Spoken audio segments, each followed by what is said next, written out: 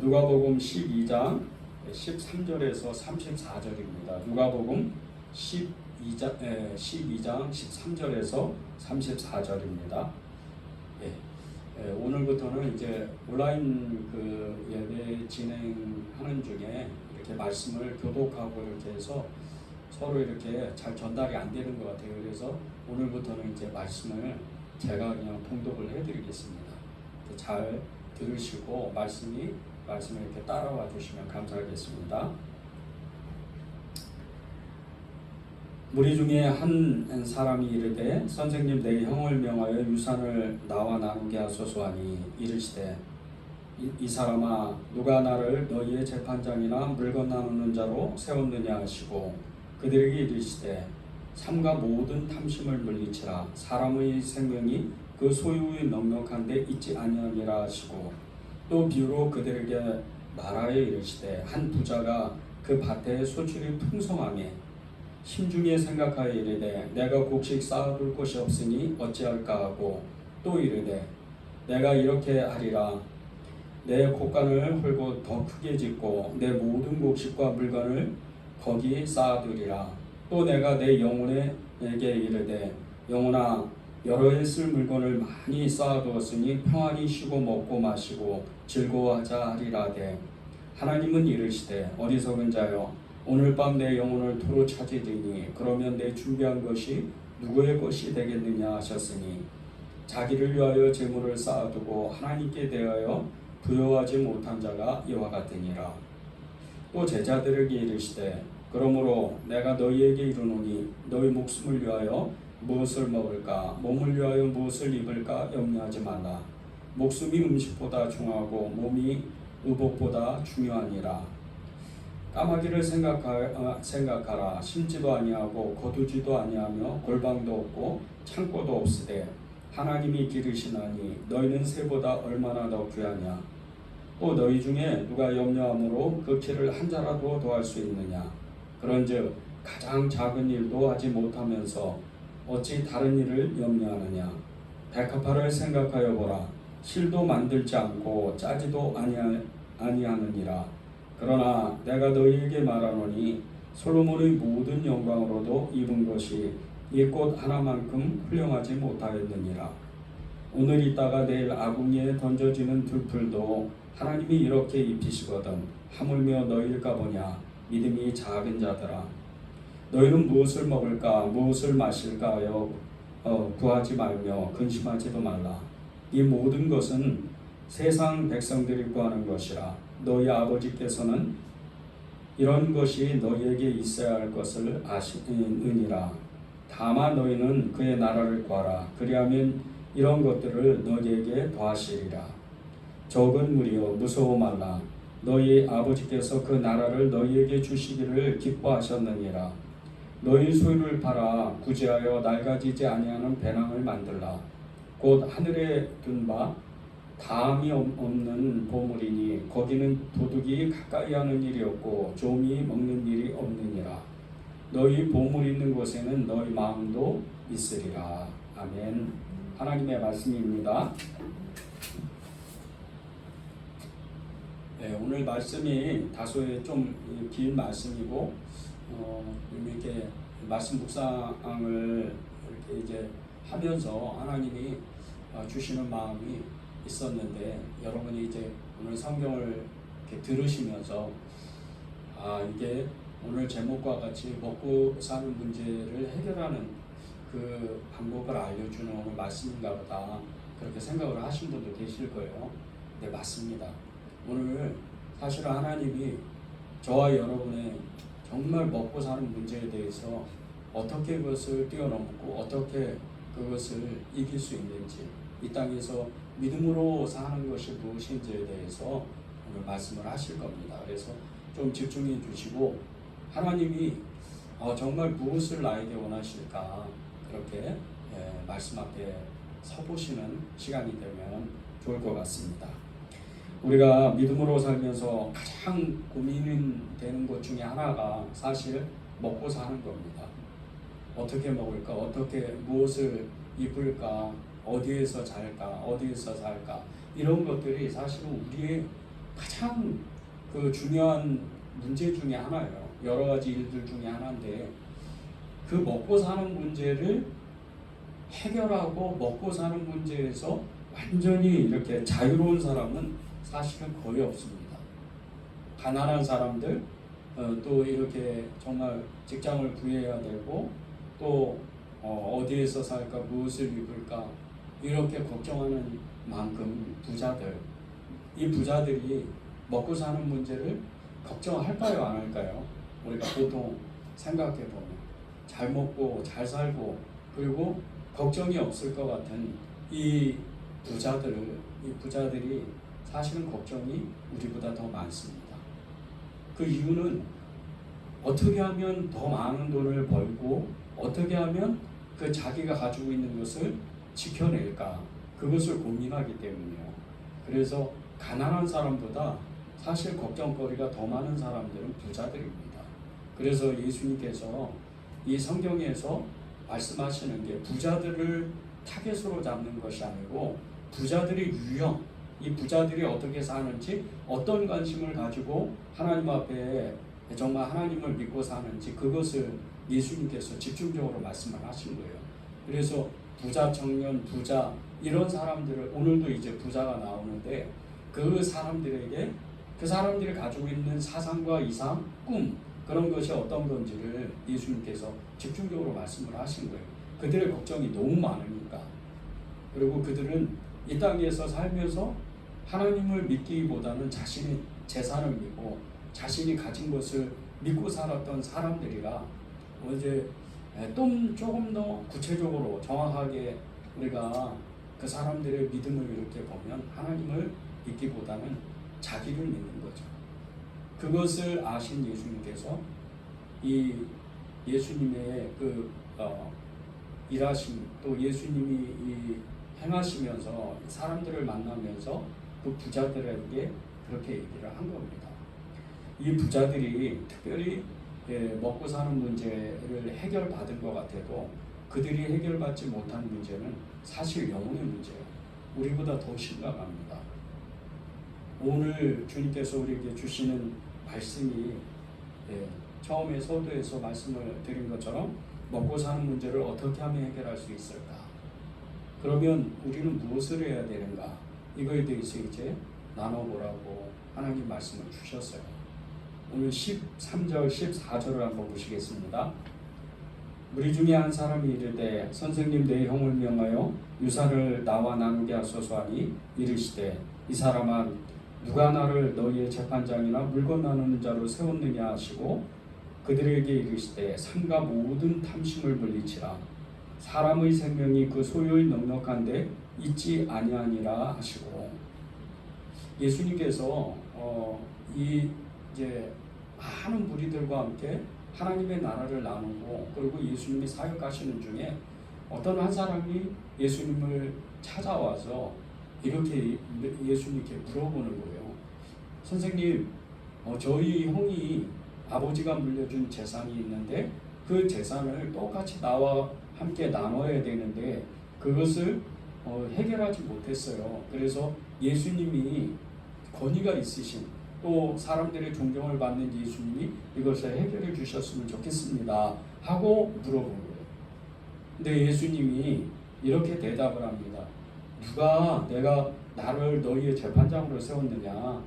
너희 나눌 것은 너희가 그냥 스스로 알아서 나누라. 이렇게 얘기하시면서 15절에 모든 탐심을 분리쳐라. 이렇게 얘기를 하세요. 생명의 그 사람의 생명이 그 소유의 넉넉함이 있지 않다고 얘기를 하시는 거예요. 이 뜻은 다른 것이 아니고요. 이 예수님을 찾아왔던 어느 한 사람, 그리고 그 형이 가지고 있던 마음은 사실은 그 재산에 대한 서로 많이 가지려고 하는 탐심이 있다는 것을 예수님이 아신 거예요. 그래서 재산을 나누는 게 중요한 게 아니고 너희들이 그 형제에 대한 마음, 형과 아우에 대한 마음이 중요하다. 너희가 만약에 조금이라도 더 가지려고 한다면 형을 미워하고 동생을 미워해서 너희들은 결국은 생명을 얻지 못하는 것이다. 영생을 얻지 못하는 것이다. 그렇게 말씀을 하신 거예요. 그리고 그 비유를 이제 16절에서 23절의 말씀으로 비유를 하신 거예요. 한 부자에게 말씀하신 겁니다. 생명이 얼마나 중요한지, 영혼이 얼마나 중요한지를 말씀하신 거예요. 16절에서 23절은 여러분이 나중에 읽어보시고요. 한 부자가 농사를 지었는데 이 부자가 농사를 짓고 나서 그에 어떻게 엄청나게 소출이 그냥 엄청난 수확을 거둔 거예요. 얼마나 열심히 일을 했겠어요. 자기가 먹고 살려고. 그래서 자기 창고를 보니까 너무 작은 거예요. 그래서 그 창고를 헐고 엄청나게 큰 창고를 짓고 거기다가 그의 정말 그 풍성한 소출을 다 농사지었던 것을 집어넣고 나니까 그게 한 해만 먹고 사는 게 아니고 여러 해 그냥 수년 동안 먹고 살 수 있을 만큼 큰 재산이 됐어요. 근데 그것만 보고 있어도 그냥 배가 부른 거예요, 이 사람이. 그래서 자기가 자기 스스로 자기 영혼에게 참 내 영혼아, 내가 정말 이제 여러 해 동안 먹을 것이 있으니까 이제 평안히 먹고 마시고 쉬자 우리가. 이렇게 이제 자화자찬을 하고 그날 밤에 잠을 잤는데 하필이면 또 그 잠을 자는 그 밤에 하나님이 그 부자를 찾아오셔서 내가 오늘 네 영혼을 가져가면 이 많은 재산이 누구의 것이 되겠느냐 이렇게 물어보신 거예요. 근데 이 부자가 뭘 잘못했죠? 잘못한 건 아무도 없어요. 이 부자는 사실은 굉장히 열심히 사는 사람이에요. 굉장히 자기 나름대로의 삶을 풍요롭게 살기 위해서, 행복하게 살기 위해서 굉장히 열심히 산 죄밖에 없는데 하나님이 그 부자에게 책망 같은 이야기를 하시는 거예요. 굉장히 이 부자를 어떻게 보면 네가 얼마나 큰 잘못을 했는 줄 알아? 네가 얼마나 큰 죄를 지었는 줄 알아? 이런 식으로 얘기를 하신 거예요. 근데 그 비밀이 21절에 나옵니다. 21절 읽어드리겠습니다. 자기를 위하여 재물을 쌓아두고 하나님께 대하여 부요하지 못한 자가 여가 되니라. 이 부자가 잘못된 게 뭐죠? 이 부자가 잘못한 건 자기를 위해서는 열심히 쌓아뒀어요. 정말 열심히 일했어요. 그래가지고 창고도 엄청나게 크게 짓고 거기다가 이 정말 그 풍요로운 수확물을 넣어놓은 거예요. 그거까지는 좋았는데 유대인들이 누구를 믿죠? 하나님을 믿는 사람들이에요. 선택받은 백성들이래요. 이 유대인들이 하나님을 믿어야 되는데 하나님께 대해서 열심을 하지 못했다. 부요하지 못했다. 하나님을 생각하지 못하고 하나님을 믿지 못했다. 이것을 너희가 몰랐다. 그것이 얼마나 큰 죄인 줄 아냐? 그것이 이제 우리로 말하면 예수님을 믿는 우리로 말하면 우리가 예수님을 믿는다고 했지만 열심히 우리 스스로 부자가 되고 성실하게 열심히 살아보려고 했는데 마지막 가보니까 마태복음 7장에 나오는 주여 주여 하는 사람이 되는 거예요. 하나님을 믿지 않고 내 자신을 위해서만 산 사람이 된 거예요. 그 말씀을 지금 하시는 거예요. 부자가 정말 큰 죄를 지었던 것은 이 안에, 이 말씀 안에 또 다른 죄가 있습니다. 또 하나는 뭐냐면요, 다른 이유, 특별히 가난한 사람들을 돌보지 않고 자기 혼자서 잘 먹고 잘 살 거예요. 열심을 내고 자기 성실하게 살았는데 오직 나만 위해서, 자기 자신만 위해서 산 죄가 얼마나 큰지에 대해서 하나님 말씀하십니다. 첫 번째 죄를 가지고는 지옥에 가는 죄는 아니에요. 이 나를 위해서 사는 죄는 지옥에 가는 죄는 아니에요. 근데 이 죄로 인해서 따라오는 죄가 하나님을 온전히 따라가지 못하고 하나님을 온전히 믿지 못하고 예수를 믿었는데 정말 내가 믿었다고 했지만 가난한 사람에게 인색하고 가난한 사람에게 너무나 정말 무자비한 이런 무관심한 이런 사람이 된다면 그것이 엄청나게 무서운 죄가 된다는 거예요.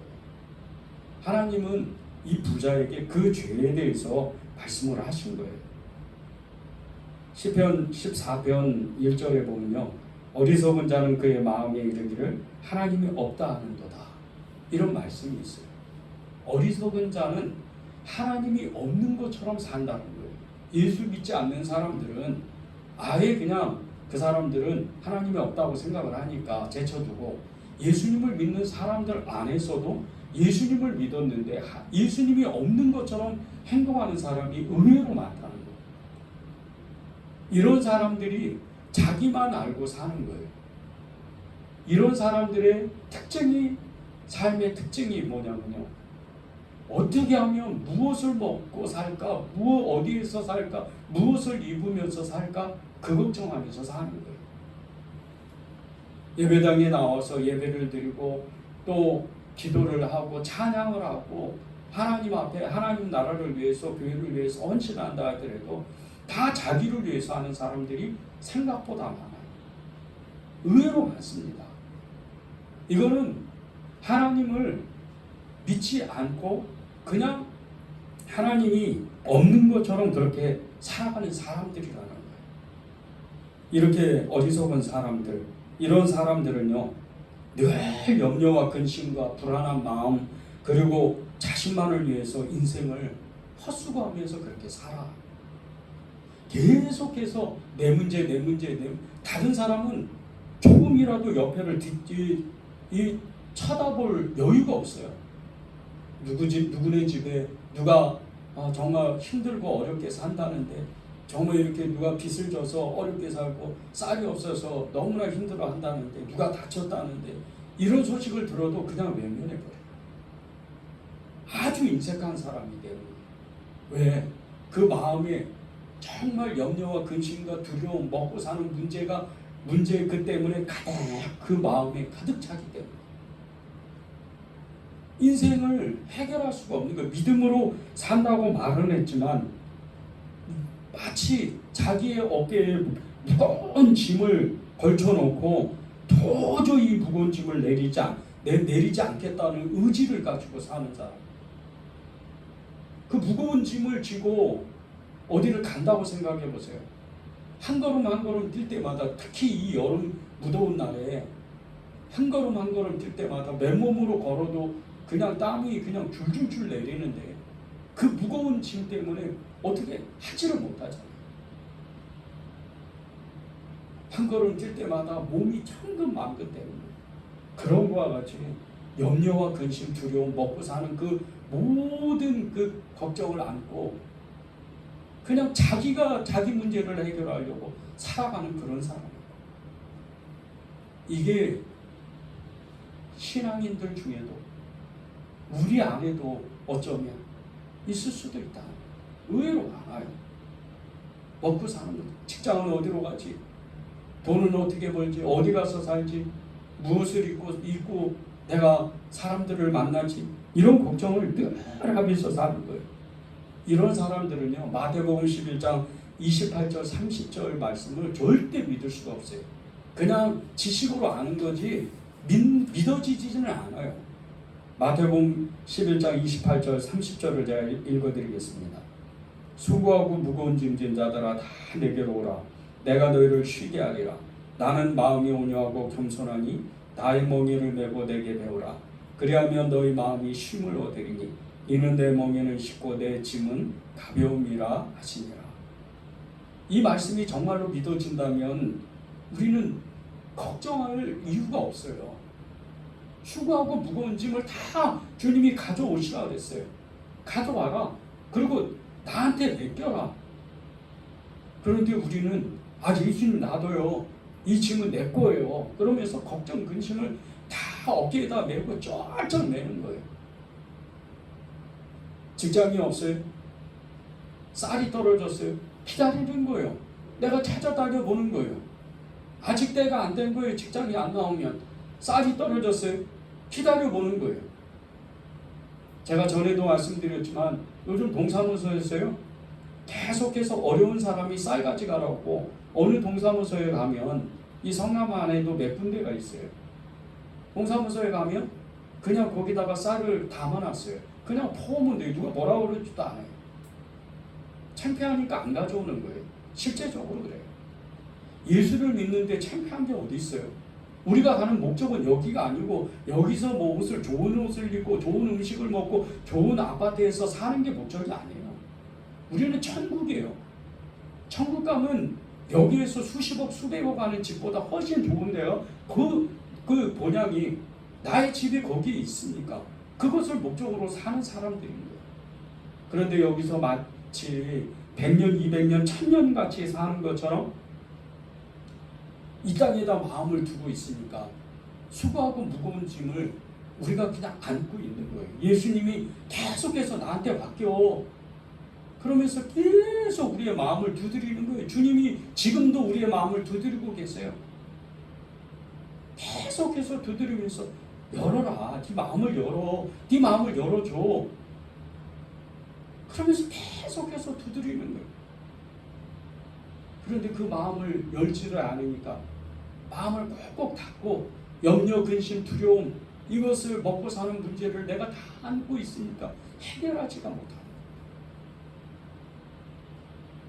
어디 좋은 음식을 먹고 좋은 옷을 입고 좋은 아파트에서 살고 환경이 좋은 데서 살아야 예수를 잘 믿는 것인가? 그리고 어떤 그런 좋은 환경에서 있어야 정말 평생토록 근심 걱정 없이 살 수 있을까?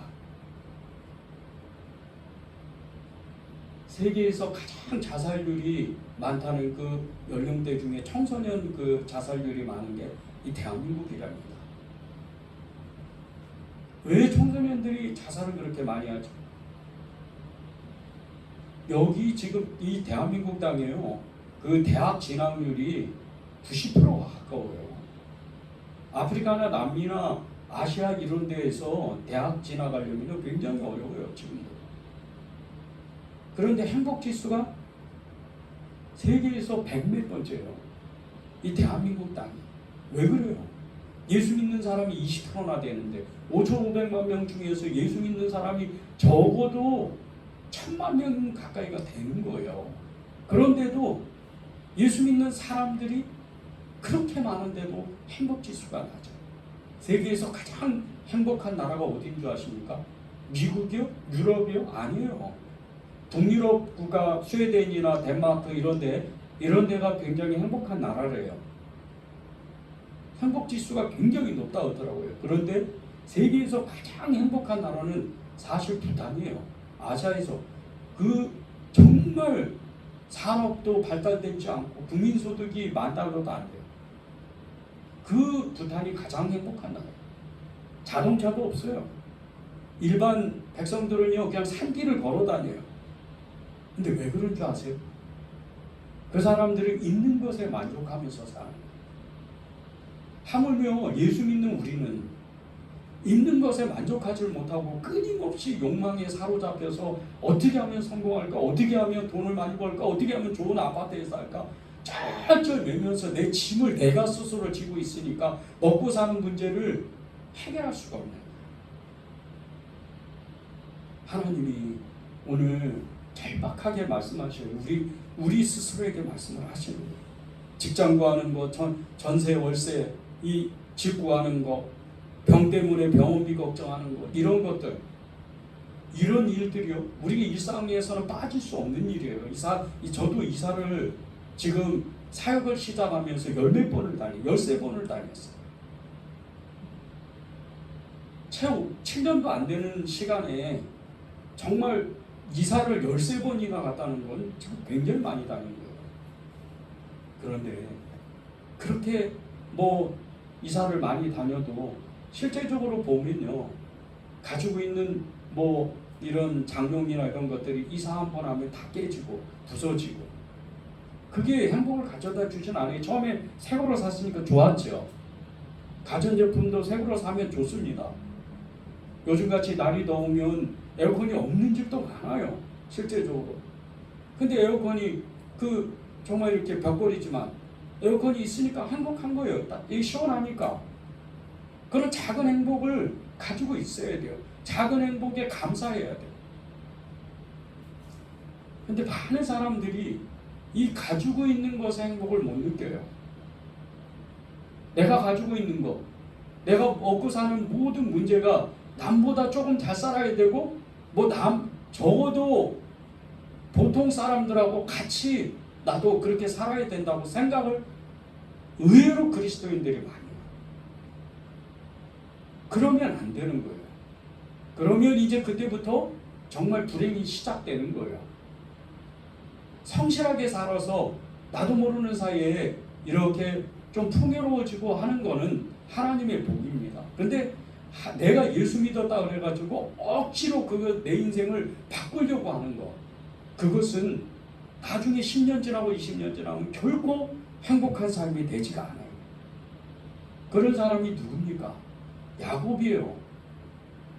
자신을 죽이려는 형 에서를 피해서 광야로 도망을 나갔어요. 이제 갈 길이 없어요. 아무 데도 없어요. 그리고 하나님이 그를 너무나 사랑하셔서 하늘의 문을 여시고 천사를 보내요. 천사가 오르락내리락하는 것을 자기 눈으로 봤어요. 그러면 끝난 거 아니에요. 그런데 이 야곱은 그 20년 동안 이제 삼촌 나아반 집에서 살면서 자기 것을 온전히 내려놓지를 못해요. 아내를 둘이나 두고 아들을 12아들을 낳고 딸을 하나 낳는데요. 그 많은 가족을 데리고 정말 엄청나게 많은 재산을 가지고 형 에서를 만나러 가는 그때까지도 야곱은 늘 불안한 마음이었어요. 행복하지가 않아요. 자기가 삼촌 나반 앞에서 하나님이 내게 복을 주시지 않았다면 이렇게 복을 받지 못했을 거다 고백을 했지만 에서를 만나는 그 두려움 때문에 쩔쩔. 그런데 야복강나루에서 하나님과 함께 씨름하고 나서 어떻게 해요? 자기의 모든 것을 내려놔버려요. 다 내려놓고 나서 이제 영적인 기운도 다 빠지고 힘도 다 빠지고 육신적인 힘도 싹 다 빠졌을 때 그때 하나님을 의지합니다. 그리고 나서 어떻게 돼요? 실제적으로 야곱의 인생이 완전히 바뀌는 거예요. 야곱의 인생이 그때부터 행복해지는 거예요. 가지고 있는 거 중요하지도 않아요. 가지고 있던 거 그거 얼마 띄어가지고 형 에서를 주려고 그래요. 그게 엄청난 거예요. 사실은 그때 당시에 그거 한쪽 띄어가지고 에서를 주고 형 에서에게 잘못했다고 가서 빌어요. 극적으로 정말 그 원수지간이 화해를 하잖아요. 그리고 나서 어떻게 해요? 이제는 하나님만 의지해서 그냥 살아가는 거예요. 140세를 살아요. 그리고 그가 마지막 고백할 때 어떻게 해요? 인생이 숨이 끊어지기 전에 고백할 때 내 인생이 험악했다. 이렇게 얘기해요. 내 인생이 험악했다. 그 뜻은 하나님을 의지했을 때는 행복한 시간이었지만 하나님을 의지하지 않았던 시간은 늘 불안, 공포에 휩싸였던 이 먹고 사는 문제, 이 목숨의 문제, 이거에 쩔쩔맸다는 뜻이에요. 우리는 그렇게 살면 안 돼요. 이 사람들의 성경의 이 인물들을 보면서 우리는 정말 행복하게, 정말 있는 것에 만족함으로 그렇게 살아야 돼요. 오늘 마태복음 28장 11장 28절에서 30절을 다시 한번 제가 읽어드릴게요. 수고하고 무거운 짐진 자들아 다 내게로 오라. 내가 너희를 쉬게 하리라. 나는 마음이 온유하고 겸손하니 나의 멍에를 메고 내게 배우라. 그리하면 너희 마음이 쉼을 얻으리니 이는 내 멍에를 싣고 내 짐은 가벼우니라 하시니라. 하나님께 진짜 다 맡기면, 하나님께 진짜 짐을 내려놓으면 그 쉬운 멍에, 그 쉬운 짐을 우리가 정말 너무 가볍게 들고 메고 예수님을 따라갈 수 있다는 거예요. 하나님이 정말 하나님을 믿는 사람들, 이런 사람들이 어떻게 사는 것입니까? 제가 지난 1년 7개월 동안 이 은혜제일교회 부임해서 정말 기적적으로 하나님이 역사를 하셔서 지금까지 목표를 잘했어요. 재정적으로도 부족함이 없었어요. 가진 돈 아무것도 일어난 푼 없던 제가 하나님의 도우심으로 여기까지 왔어요. 이제 거의 모든 재정이 다 정리가 되고 이제 정말 하나님만 바라볼 수밖에 없는 그런 상황에 닥쳤지만 하나님께 다시 기도했어요. 진짜 내려놓는 게 무엇일까요? 진짜 하나님을 믿는 게 무엇일까요? 또다시 기독처럼 하나님이 일하시기 시작을 했어요. 정말 이렇게 수년 동안 연락도 없던 사람이 연락을 하고, 정말 이렇게 또 어떤 기발한 방법으로, 하나님이 하실 수밖에 없는 방법으로 하나님이 일을 하세요. 정말 요즘 이렇게 기도하면서 느끼는 것이, 정말 하나님을 믿는다는 것이, 의지한다는 것이 이런 건가 보다. 아브라함이 그랬고, 야곱이 그랬고, 요셉이 그랬고, 그런 사람들이었나 보다. 예수님을 믿는 저와 여러분이 가장 중요한 게, 여러 그 중요한 것들 중에 정말 그 한 가지가 뭔지 아십니까? 먹고 사는 거예요. 이것을 내려놓고, 이것을 따로 띄워놓고 우리가 믿음 생활하는 건, 그거는 믿음이 아니에요. 염려와 근심은 당연히 올 수밖에 없습니다. 그런데 이 먹고 사는 문제를 놓고 하나님께 진짜 심각하게 기도를 해봤냐는 거예요. 정말 그분을 의지해 봤느냐, 이거예요. 이것이 하나님이 우리에게 요구하시는 거예요. 우리는 때때로 시련이 찾아와요. 삶의 어려움이 찾아올 수밖에 없습니다. 이 야곱과 같이 정말 죽음의 순간도 오고 절체절명의 그 어려운 순간도 올 수밖에 없어요. 먹고 사는 문제 때문에 힘들어할 수밖에 없다는 거예요. 그런데 진짜 하나님을 믿으면 그 하나님이 우리의 인생을 이끌어 가신다는 거예요. 나머지 이제 염려, 근심이 오는 거, 두려움이 오는 거는 사실 우리의 욕망이에요. 우리가 뭔가를 성공을 하려고 예수를 믿었지만 우리 안에 그 야망 때문에 쓸데없는 걱정을 하는 거예요. 멀리 이런 아프리카 중동이나 이런 데서 예수 믿었다고 해서 핍박받고, 북한 땅에서 예수 믿는다고 핍박받는 사람들, 그 사람들하고 우리하고 다르다고 생각하지 마십시오. 그 사람들은 하루 먹는 그것에 초점을 맞춰요. 오늘 감사합니다. 먹게 해주셔서 감사합니다. 북한 땅만 해도요, 지금 수년째 가뭄에 지금 엄청난 자연재해로 인해서 이 북한 정부가 일반 주민들에게 식량을 제대로 나눠주지 못해요. 지금 굶는 사람이 너무 많습니다. 요즘 북한을 위해서 기도하면 가장 먼저 기도하는 것이 먹고 사는 문제예요. 하물며 북한의 지하교에 있는 사람들은 어떻게 살겠어요? 이 사람들의 삶은 비참하다 못해 처참한 거예요. 처참해.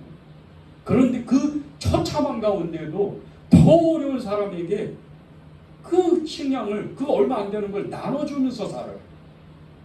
이것 때문에 북한 지하교회가 지금 전도되고 부흥하기 시작을 하는 거예요. 우리는 우리 한 사람 스스로, 우리 자신 스스로도 어찌할 바를 알지 못하고 그저 그냥 이기적인 마음에 그렇게 살아가는데, 그 사람들은 안 그런다니까. 이 믿음을 가진 사람들의 모습이 어떤 사람인 줄 아세요? 24절 30절에 나오는, 24절에서 30절에 나오는 정말 그 까마귀와 백합화, 여기 돌보시는 하나님을 진짜 믿는 사람입니다. 28절 30절을 제가 읽어드릴게요. 오늘 있다가 내일 아궁이에 던져지는 들풀도 하나님이 이렇게 입히시거든 하물며 너희일까 보냐. 믿음이 작은 자들아, 너희는 무엇을 먹을까 무엇을 마실까 하며 구하지 말며 근심하지도 말라. 이 모든 것을 세상 사람들이 구하는 것이라. 너희 아버지께서는 이런 것이 너희에게 있어야 할 것을 아시느니라. 날아가는 그 까마귀, 날아가는 이 새들이 진짜 기적처럼 그들이 정말 이렇게 어떻게 먹고 살아요. 그런 걸 보면 우리가 참 이 자연의 신비라고 그랬잖아요. 들에 핀 백합화가 솔로몬의 영광보다 훨씬 더 큰 영광이라는 거예요. 우리가 볼 땐 별것도 아닌데, 근데 그들이 사시사철 계절마다 그들이 피고 지고 하는 그 모습들을 보면, 이 꽃들이 그런 것을 보면, 야, 자연이 정말 대단하다. 그런데 그 자연을 창조하시고 자연을 다스리시는 분이 하나님이신 거예요. 그러면 우리가 먹고 사는 거, 우리가 직장 다니고 직장을 옮겨 다니면서 회사 다니면서 그렇게 먹고 월급 받아서 가정을 이루고 먹고 사는 그런 문제를 내가 하는 건 줄 아는 사람들이 너무 많다는 거예요. 실제 아니에요. 그 환경을 만드신 분이 예수님이신 거예요. 그게 믿어져야지만 이 까마귀와 백합화를 진짜 하나님이 먹이신다는 거를, 먹이시는 것과 같이 나를 먹이신다는 걸 내가 아는 거예요.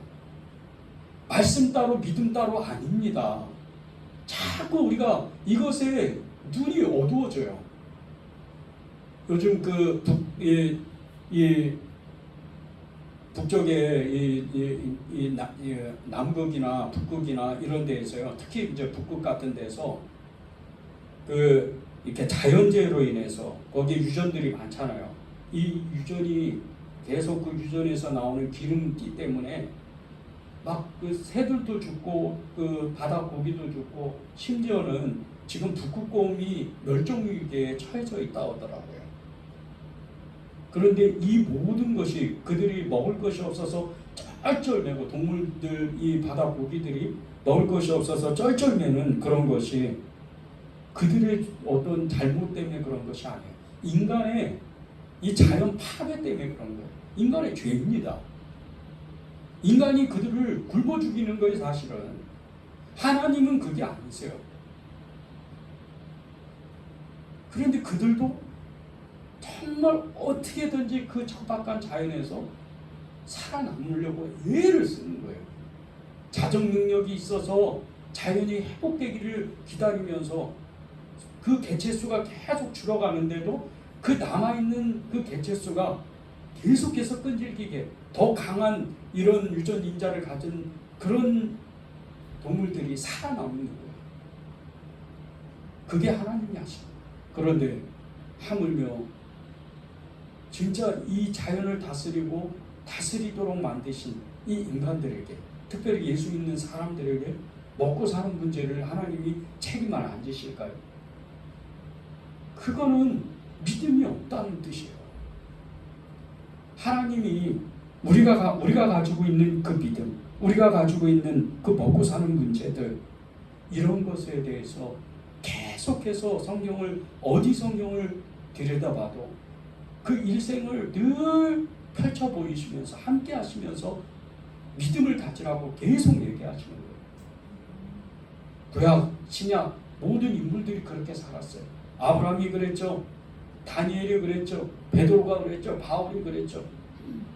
다니엘만 해도요, 어렸을 때 한 수백 킬로나 되는 바벨론 떡에 잡혀가서 이제 죽기까지, 그곳에서 늙어 죽기까지 수십 년 동안 살아갔는데 그 수많은 이방 사람들과 함께 섞여 살면서 믿음을 지켜보려고 무던히 애를 써요. 먹고 사는 문제 때문에 시험 받았잖아요. 처음에 우상의 제물을 먹을 것이냐 식물을 먹을 것이냐, 그렇게 믿음의 싸움을 했잖아요. 그런데 그는 하나님의 음성을 듣고 하나님의 마음을 알았기 때문에 내가 채소만 먹어도 고기 먹은 사람보다 더 건강할 거야. 그리고 요청을 하잖아요. 실제 그 얼굴이 너무나 밝아가지고 그 수백 명 가운데 선택이 된 거예요. 다니엘이 왕 앞에 너 나갈 수 있다. 그렇게 선택이 된 거예요. 그러면 우리는 어떻게 해요? 우리가 사는 건 어떻게 해야 되는 거예요? 28절에 보면요, 믿음에 대해서 나와요. 오늘 있다가 내일 아궁이에 던져지는 두 풀도 하나님이 이렇게 입히시거든 하물며 너희일까 보냐 믿음이 작은 자들아. 오늘 아궁이에 들어가서 활활 타오르다가 죄가 돼버리는 이 백합화같이 그런 정말 그런 것들도 다 하나님이 입히신데 하물며 예수 믿는 우리를 하나님이 그냥 굶어 주시겠냐 이거예요. 아니라는 거잖아요. 믿음이 없는 거잖아요. 30절에 보세요. 이 모든 것을 세상 사람들이 구하는 것이라 너희 아버지께서는 이런 것이 너희에게 있어야 할 것을 아신다 그랬잖아요. 우리에게 필요한 것을 다 하신다는 거예요. 왜 안 믿어져요? 왜 안 믿어져요? 먹고 사는 문제를 해결하지 못하니까 그래요. 그 먹고 사는 문제, 내 이 자정 능력, 내 자존 능력을 정말 이것을 해결하지 못하니까. 그러니까 이 말씀이 믿어지지가 않는 거예요. 믿음이 없는 거예요. 얼마 전에 지방에서 목회하시는 한 목사님하고 오랫동안 통화를 했어요. 근데 통화의 그 주제가 4가지였습니다. 첫 번째는 영혼구원에 대한 부르심, 두 번째는 하나님의 말씀을 온전히 전하는 자, 세 번째는 하나님만 의지하는 사람, 네 번째는 먹고 사는 문제를 어떻게 하면 뛰어넘는가, 그 믿음에 대해서 이 4가지를 말했어요. 얼마나 시골에서 목회하기가 힘든지 몰라요. 한두 명 그 목회한 성도들이 있는데 1년, 2년, 수년 동안 앞이 깜깜한 그런 목회를 하는, 그런 곳에서 목회를 하는 이 목사님이 얼마나 안타까운지 몰라요. 근데 제가 통화를 하다가 그렇게 얘기를 했어요. 다 좋다. 애들도 키워야 되고 우리가 먹고 살아야 되고 그렇게 하는데 너 지금 목사님 지금 그렇게 정말 먹고 사는 문제 때문에 정말 힘드냐? 아니라는 거예요. 어떻게든지 먹고 살아. 지자체에서 돈이 나오고 여기저기에서 도움을 받고 먹고 사는 거예요. 먹고 살고 있는 거예요. 먹고 살고 있어요. 두 번째로 우리가 나오는 게, 우리는 목회자인데 하나님의 말씀을 전해야 되는데 우리는 거기에 초점을 맞추는 사람들이야. 서로 마음이 어려운 거예요. 진짜 거기에 우리가 부르심의 그 사명 가운데 온전히 있어야 된다. 세 번째, 하나님만 의지하는, 사람 의지하지 않고 교회 성도들, 어디 누구 도와주는 사람들, 교회 단체 이런 거 의지하지 않고 진짜 하나님만 의지하는, 서로도 마음이 어려워요. 진짜 하나님만 의지하는 사람이 되죠. 네 번째는 진짜 먹고 사는 문제를 뛰어넘는 이 믿음이 우리 믿음을 우리가 갖고 있는 거예요. 결국은 그러면 우리는 정말 목회자가 되려고 했었고 하나님께 서운했고 그런 서운했던 그 목적이 뭐예요? 돈을 벌려고, 월급 받으려고. 우리가 진짜 마음을 다 잡아야 된다. 죽으면 죽으리라고 하나님 앞에 나갔던 그 에스더가 무슨 심정이었겠느냐. 갑자기 왕비에서 천민이 될 수도 있고 아니면 죄인이 될 수도 있고 죽을 수도 있는데 그 믿음이 뭐였을까? 하나님만 의지하는 거다. 냉정하게 정확하게 얘기를 하자.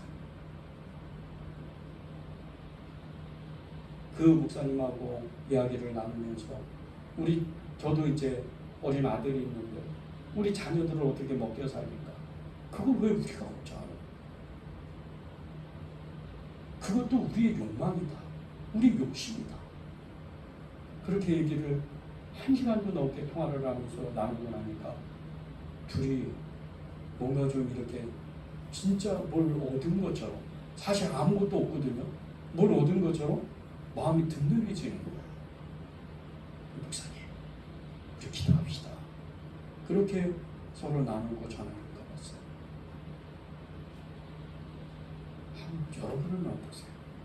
여러분은 정말로 하나님을 정말 먹고 사는 문제를 나의 하나님이 진짜 나에게 풀어주시고 그것을 내가 믿는 믿음으로 살고 계세요. 이거는 진짜 심각한 거예요. 특히 결혼한 분들, 아이들 있고 그런 가정을 이루는 분들, 아이들을 어떻게 키울까 걱정하는 게 맞는 거예요. 그건 여러분의 어떤 정말 이렇게 예수님을 진짜 믿지 않는 그런 게 아닌 거예요. 당연히 걱정이 되죠. 그 걱정이 되니까 하나님 앞에 이 먹고 사는 문제를 해결해 달라고 기도하는 거예요. 그래야 그분으로부터 믿음이 오는 겁니다. 근데 이 먹고 사는 문제를 해결하는 방법이 오늘 말씀 가운데 나와요. 이 먹고 사는 문제를 어떻게 해결할까? 33절, 34절을 보십시오. 너희 소유를 팔아 구제하여 낡아지지 아니하는 배랑을 만들라. 곧 하늘에 둔 바 다함이 없는 보물이니 거기는 도둑도 가까이 하는 일이 없고 조음도 먹는 일이 없느니라. 너희 보물 있는 곳에는 너희 마음도 있으리라. 지금 당장 내가 가지고 있는 돈이 얼마 안 되고 내가 가지고 있는 재산이 얼마 안 되는데 하나님은 먹고 사는 문제를 해결하려면 네가 가지고 있는 것 중에 얼마를 너보다 더 못 사는 사람, 가난한 사람들에게 나눠주라는 거예요. 그런데 그것이 너희 소유를 팔아서 고지하여 낡아지지 않는 배낭을 만드는 거라는 거예요. 하늘에 그 별과 같이 수많은 그 별과 같이 상급이 거기에 걸린다는 그 말씀 아니에요? 부자가 나누는 그 다른 사람에게, 가난한 사람에게 나누는 것보다도요, 돈이 얼마 없고 가난한데, 내 자신도 가난한데 그 가난함 중에 나누는 것이 하나님의 진짜, 하나님이 나를 먹이시고 입히시고 돌보실 수 있는 능력이 거기서 나타나요.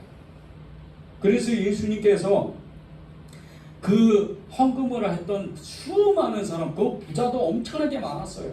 그런데 가난한 그 과부의 두 렙돈을 칭찬하신 거예요. 그게 어떤 돈인 줄 아세요? 자기 아들하고 저녁에 먹고 이제 죽으려고 했던 돈이에요. 근데 예수님이 그 가난한 과부의 두 렙돈 그 헌금함에 넣으면 소리도 안 나요. 너무 그게 그 돈이 작은 돈이라.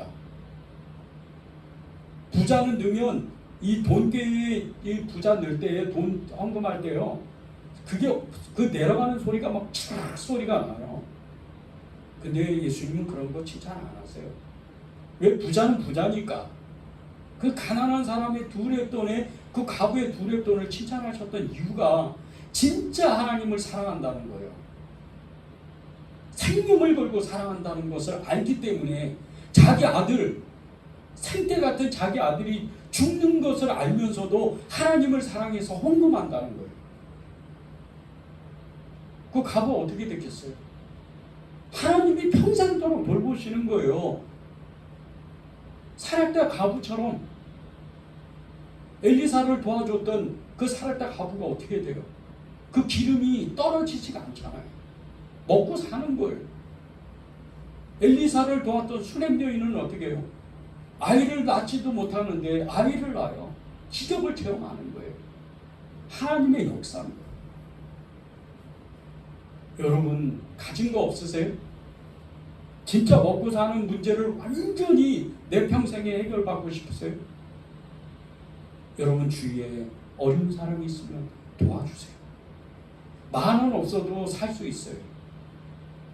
저희 은혜제일교회는 지금 여러 그 구제 사역을 하려고 계속 기도하면서 준비를 해요. 15년 동안 이 은혜제일교회에서 사역의 주축이 이 지역아동센터였어요. 지역아동센터가 독립하면서 하나님이 그 지역아동센터를 계속 기도하게 하세요. 거기 아이들이 어때요? 대부분의 아이들이 편부스라에서 자라는 아이들이에요. 어찌됐든 이 아이들 중에 다 그런 거는 아니지만 인생이 힘든 아이들도 있어요. 그 아이들이 힘든 게 아니고 그 부모들이 힘든 거예요. 어떻게 하면 먹고 살까? 어떻게 하면 내가 정말 무엇을 하며 살까? 그 사람들을 도와줘 보십시오. 그러면 하나님은 갚을 것이 없는 그 가난한 사람들이 애통함으로 저 사람을 좀 도와주세요, 저 교회를 도와주세요 하면 하나님이 반대로 그것을 우리에게, 우리 삶에 역사를 하는 거예요. 그래서 33절에 너의 소유를 팔아 구제하여 낡아지지 않은 배낭을 만들라, 이렇게 말씀하시는 거예요. 하늘의 보물을 쌓아라는 거예요. 35절 보세요. 너희 보물이 있는 곳에는 너희 마음도 있으리라. 우리가 가난한 사람을 도와주면 얼마나 하나님이 강력한 능력, 그 믿음을 우리에게 주시는지 아십니까? 첫 번째가 우리의 마음이 여유로워져요. 그 10,000원 없다고 10,000원을요 어려운 사람 도와주면 우리의 마음 가운데 알 수 없는 평안함이 와요. 그러면 지혜가 임하는 거예요. 어디에 직장을 구할까? 어디에 가서 살까? 무엇을 먹으며 살까? 이런 게 그냥 정말 하나님의 지혜가 임하기 때문에 아주 똑똑하게 그 길을 스스로 개척할 수가 있는 사람이 되는 거예요. 이게 하나님의 지혜예요. 솔로몬의 지혜가 다른 게 아닙니다. 하나님으로부터 오는데 너는 사람을 만날 때 이 얘기를 해라. 너는 어디를 갈 때 무엇을 해라. 너는 그 군사를 정책을 세울 때, 경제 정책을 세울 때, 그리고 이 체계를 세울 때 이렇게 해라. 하나님의 마음을 주셔서 그대로 한 거예요. 그러니까 나라가 부강되고 솔로몬의 이름이 그 근동에 유명해지는 거예요. 어려운 사람 도와줘 보세요. 여러분의 마음이 더욱더 풍성해지고 여러분의 마음이 더욱더 여유로워져요. 그 여유로워지는 가운데 믿음의 역사가 일어나고 하나님의 지혜가 일어나는 거예요. 우리 인생사는요, 거의 그 성경의 인물들과 같이 수많은 사람들과 같이 그 일생에 계속해서 하나님이 먹고 사는 문제를 개입하셨어요. 아브라함이 그랬잖아요. 기근 때에 애굽으로 피할 때 피할 길을 다 예비하셨어요. 하나님이 먹고 사는 문제 때문에. 이삭은 어때요? 파는 우물마다 이방인들이 계속 와서 괴롭히니까 또 이쪽으로 가고 저쪽으로 가고 그때마다 그 먹고 사는 문제, 물이 없으면 죽잖아요. 광야에서는. 하나님이 개입하시는 거예요. 걱정하지 마라. 다른 우물 파. 내가 가서 내가 또 물이 나오게 할게. 계속 파는 데마다 우물이 나와요. 야곱은 어때요? 에서를 피해서 찾아갔더니 나반에게 너무 삼촌 나반에게 힘들었는데 나올 때는 2대가 돼버려요. 수천 마리의 그 양과 소가 수천 마리가 되는 거예요. 진짜 하나님을 의지하니까. 하나님은요, 우리의 먹고 사는 문제를 완전히 정말 밀접하다 못해서 나와 하나 돼서 그 예수님께서 내가 먹고 사는 문제를 걱정하는 만큼 더 예수님은 나의 먹고 사는 것을 걱정해요. 그것이 정말 사랑의 하나님이고 은혜의 하나님입니다. 여러분이 그 하나님을 정말 믿어야 돼요. 여러분이 그 하나님을 정말 의지해야 돼요. 그 하나님께 믿음을 달라고 기도해야 됩니다. 마태복음 25장 40절에요. 너희가 여기 내 형제 중에 지극히 작은 자 하나에게 한 것이 곧 나에게 한 것이라는 말씀이 있어요.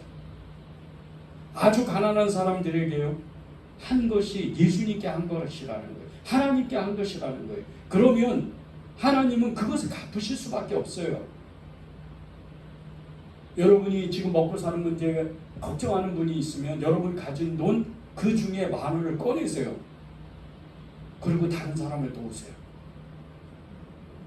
그러면 여러분 진짜 여러분이 그 문제를 해결할 수가 있는 거예요. 마지막으로 빌립보서 4장 6절 7절 말씀을 읽어드리고 이 말씀을 마치면 좋겠어요. 아무것도 염려하지 말고 다만 모든 일에 기도와 간구로 너희 구할 것을 감사함으로 하나님께 아뢰라. 그리하면 모든 지각에 뛰어난 하나님의 평강이 그리스도 예수 안에서 너희 마음과 생각을 지키시리라. 먹고 사는 문제 때문에 걱정하지 말고 정말 아무것도 염려하고 근심하지 말고 하나님께 완전히 간구하고 애타게 막 매달리는 거잖아요. 하나님께 기도하면 우리의 마음과 생각을 지키는 평강이 온다. 여러분이 다른 사람을 도와주고 여러분 스스로의 삶을 위해서 기도하면 하나님은 반드시 일하실 수밖에 없어요. 그런 믿음의 역사가 이 한 주 가운데 이 먹고 사는 문제를 해결하는 그 믿음의 역사가 이 한 주 가운데 여러분에게 가득하길 바랍니다. 우리 찬양